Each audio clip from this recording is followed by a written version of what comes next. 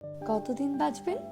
60 বছর, 70 বছর, 75 বছর, কিংবা বড় জোর 80 থেকে 90 বছর। এক বছরে 365 দিন, একদিনে 86,400 সেকেন্ড। এত অল্প সময়ে মন খারাপের সুযোগ কই? কেন মন খারাপ করছেন? কেন এত রাগ, অভিমান, অভিযোগ পুষে নিজের জীবনের সুন্দর সময়গুলোকে নষ্ট করছেন? কারো জন্য নিজের জীবনের সময় নষ্ট করা বোকামি ছাড়া আর কিছুই না। নিজেকে ভালো রাখতে শিখুন, ভালো থাকুন, নিজের জন্য বাঁচুন।